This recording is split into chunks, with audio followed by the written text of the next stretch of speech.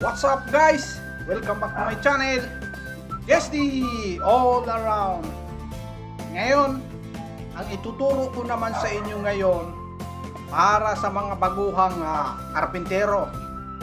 Disclaimer sa mga matatagal ng karpintero at sanay na sanay ng magkabit ng drawer.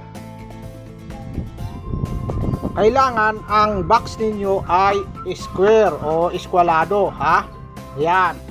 Kahit sa ang sulok, kahit sa ang kanto ng box ay dapat square siya. Ang ibang karpentero ay mauuna munang lagyan, inuuna muna nila ang edging ng box. Pero ang gagawin natin ngayon ay una muna ang sahig ng box. Manipis lang na plywood para hindi mabigat ang ating box. Ayan. So pag naipako natin itong sahig ng box, titibay na, hindi na mababago yung pagka-square niya. Di ba? Huwag lang natin kalimutan, pag naglagay tayo ng plywood o nagdugtong tayo ng plywood, bago ipako ay kailangan may stick wheel. Stick wheel. Importante itong stick wheel. Kasi pagka walang stick wheel ay madaling matanggal yung ikinabit natin. Maging sa mga corner ay lalagyan natin ng stick wheel. Para lalong matibay ang ating plywood na inilagay dahil sa manipis lang ito, lalagyan natin ito ng pang-finishing. Nakabaratiyan na dyan. Yan, pero bago natin ilagay din ay maglalagay din tayo ng wheel para dikit na dikit. Ito ay suporta kasi malimit na tatanggal yung plywood sa box. Pagka ito ang nilagyan natin yan, guys, tapos na yung ating mga drawer box. Ayan na sila, maliit. Ito yung malalaki na drawer box. Ayan, linis na, naliha ko na. Dito na tayo sa pagkakabit ng drawer guide. Sa pagkabit ng drawer guide, sisintruhan lang natin.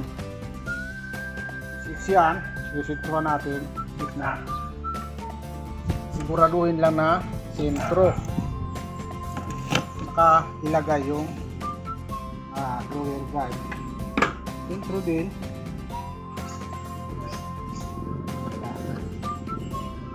Sentro din dito. Actual na lang para mahirap.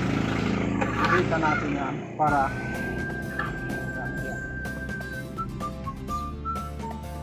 tanggal nito. Tingnan na meron tayong pinaka-pin niya.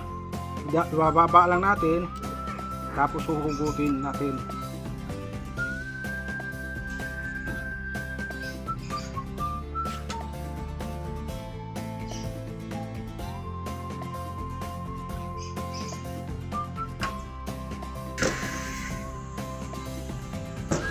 Pagkabit natin, i-actual na natin para sigurado tayong nakasentro siya. Dating dito ay bubunutin na natin siya. Yan. Bubunutin natin para ma-screw naman natin itong dito.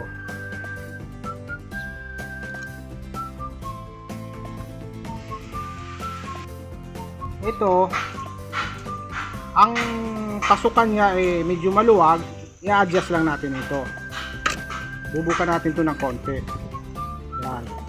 Bubukan natin ito ng konti. Kaya ganyan siya. Ito. Bubukan natin ng konti. Yan ang adjustment niya. Importante ito. Dito niyo ilalagay yung screw. Yan. Yan yung ilalagay yung screw. Guys, yung box, siksikan niyo ng 1/2 by 1 yung pang edging natin para clearance nung mula sa baba sahig, para clearance.